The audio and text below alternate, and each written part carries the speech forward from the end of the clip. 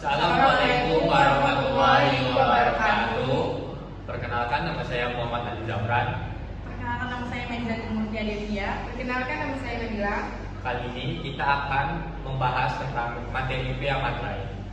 Pembahasan materi pada bea materai kali ini adalah dasar hukum bea materai, pengertian bea materai, tujuan dan asas pengaturan bea materai, objek dan bukan objek bea materai, tarif bea materai, saat dan pihak yang terhutang bea materai, dan benda materai dan cara pelunasannya. Dasar hukum bea materai. Undang-Undang Nomor 13 Tahun 1985 tentang Bea Materai, Peraturan Pemerintahan Nomor 24 Tahun 2004 tentang perubahan tarif bea materai dan besarnya batas pengenaan harga nominal yang dikenakan bea materai. Peraturan Menteri Keuangan Nomor 90/PMK 03/2005 tentang perubahan atas Peraturan Menteri Keuangan Nomor 15/PMK 03/2005 tentang bentuk, ukuran, warna, dan desain materai tempel 2005. Keputusan Menteri Keuangan Nomor 133B/KMK 04/2000 tentang pelunasan bea materai dengan menggunakan cara lain. Keputusan Dirjen Pajak Nomor KEP 122B/PJ/2000 tentang tata cara pelunasan bea materai dengan membutuhkan tanda bea materai dengan teknologi percetakan. Keputusan Dirjen Pajak Nomor KEP 122D/PJ/2000 tentang tata cara pelunasan bea materai dengan membubuhkan tanda bea materai dengan sistem komputerisasi. Yang selanjutnya, pengertian bea materai. Bea materai adalah pajak tidak langsung yang dipungut secara insidentil atau sekali pungut atas dokumen yang disebut oleh Undang-Undang Bea Materai yang digunakan masyarakat dalam lalu lintas hukum sehingga dokumen tersebut dapat digunakan sebagai alat bukti di muka pengadilan. Dengan kata lain, bea materai adalah pajak yang dikenakan atas pemanfaat dokumen seperti surat perjanjian, akta notaris, kwitansi pembayaran, surat berharga, dan efek yang membuat jumlah uang atau nominal di atas jumlah tertentu sesuai dengan ketentuan dan dokumen yang dipergunakan sebagai alat bukti di pengadilan. Yang selanjutnya, tujuan dan asas pengaturan bea materai. Tujuan pengaturan bea materai adalah untuk menjamin kesederhanaan, efisiensi, keadilan, kepastian hukum, dan kemanfaatan di dalam pemungutan bea materai. Asas pengaturan bea materai adalah prinsip-prinsip yang harus dipegang dan diterapkan dalam sistem pemungutan. Adapun asas-asas yang mengatur bea materai yang diantaranya yaitu asas kesederhanaan, asas efisiensi, asas keadilan, asas kepastian hukum, dan asas kemanfaatan. Objek dan bukan objek bea materai. A. Objek bea materai. Pada prinsipnya, dokumen yang harus dikenakan materai adalah dokumen yang menyatakan nilai nominal sampai jumlah tertentu, dokumen yang bersifat perdata, dan dokumen yang digunakan di muka pengadilan. B. Bukan objek bea materai. Dokumen yang tidak termasuk objek bea materai adalah tanda terima gaji, uang tunggu, pensiun, uang tunjangan, dan pembayaran lainnya. Kedua, tanda bukti penerimaan uang negara dari kas negara dan kas pemerintah daerah. Ketiga, ada kwitansi untuk semua jenis pajak dan untuk penerimaan lainnya yang dapat disamakan dengan itu ke kas negara, kas pemerintah. Keempat, ada tanda penerimaan uang yang dibuat untuk keperluan intern organisasi. Selanjutnya, tarif bea materai. Bea materai yang berlaku mulai 1 Januari 2021, Undang-Undang Nomor 10 Tahun 2020 adalah materai 10.000 dan batasan nilai dokumen yang memuat jumlah uang di atas sebesar 5 juta rupiah. Materai tempel memiliki ciri umum dan ciri khusus. Ciri umum paling sedikit memuat gambar lambang negara Garuda Pancasila Prasa, materai tempel, dan angka yang menunjukkan nilai nominal. Selain memiliki ciri umum, materai tempel juga memiliki ciri khusus sebagai unsur pengaman yang terdapat pada desain, bahan, dan teknik cetak yang dapat bersifat terbuka, semi tertutup, dan tertutup. Ketentuan lebih lanjut mengenai peraturan ciri umum dan ciri khusus pada materai tempel serta pemberlakuannya diatur dalam peraturan materai. Materai dalam bentuk lain yang ditetapkan oleh Menteri merupakan materai yang dibuat dengan menggunakan mesin teraan materai digital, sistem komputerisasi, teknologi pencetakan, dan sistem atau teknologi lainnya. Ketentuan lebih lanjut mengenai materai dalam bentuk lain diatur dalam Peraturan Menteri. Saat dan pihak terutang bea materai.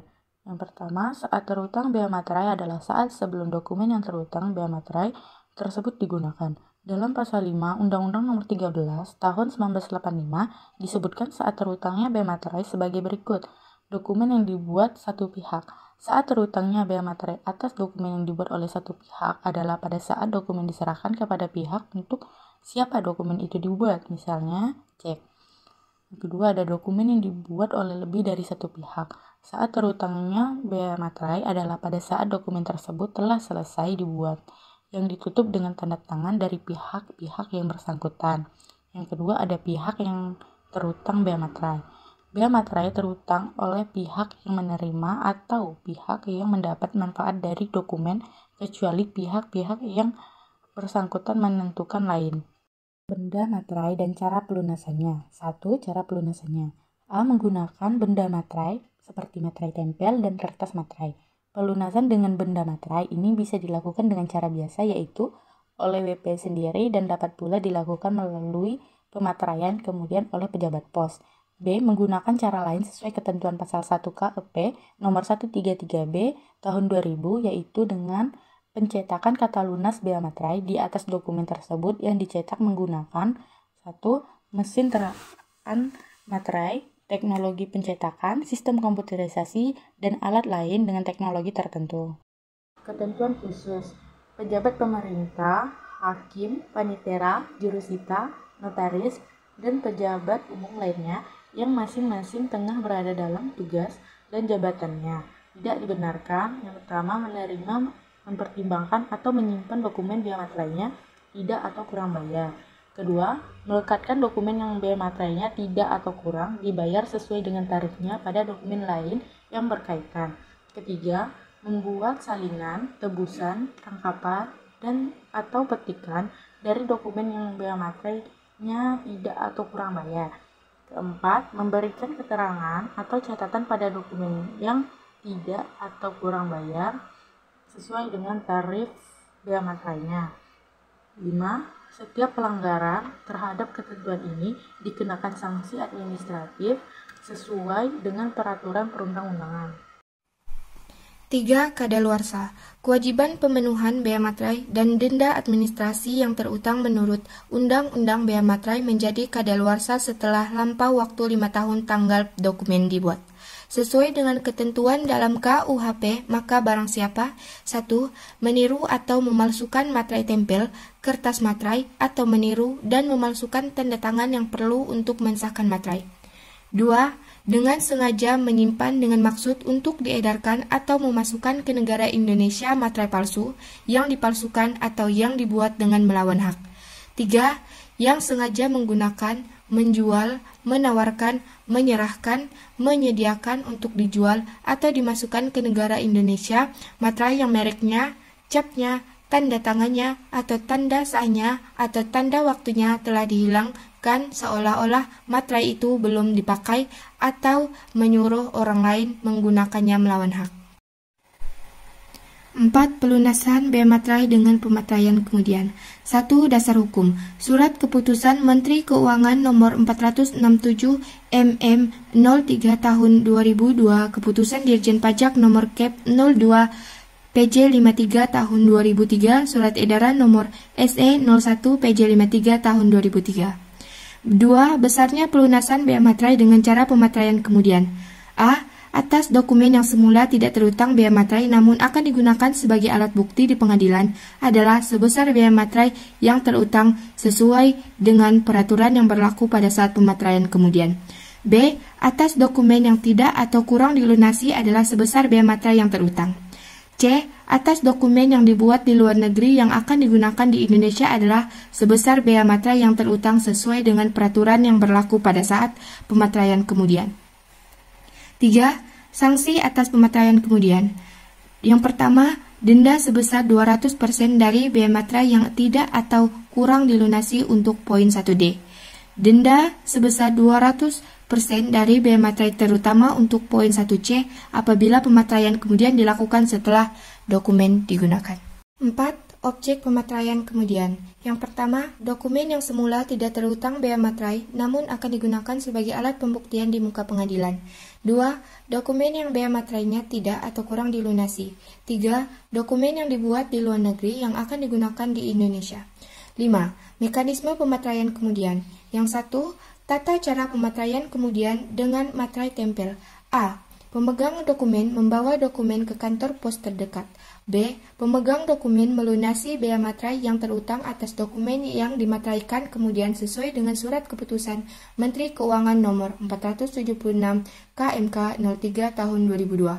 C. Pemegang dokumen yang bea materainya tidak atau kurang dilunasi dikenakan denda administrasi sebesar 200% dari bea materai yang tidak atau kurang dilunasi dengan menggunakan SSP kode MAP 0174.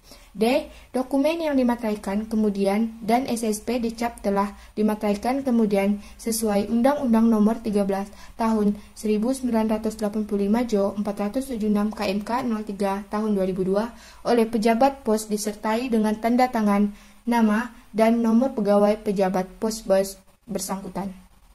2. Tata cara pemateraian kemudian dengan surat setoran pajak. Yang pertama, membuat daftar dokumen yang akan dimateraikan kemudian. 2. Membayar bea materai terutang berdasarkan pasal 4 SKMK nomor 476 KMK 03 tahun 2002.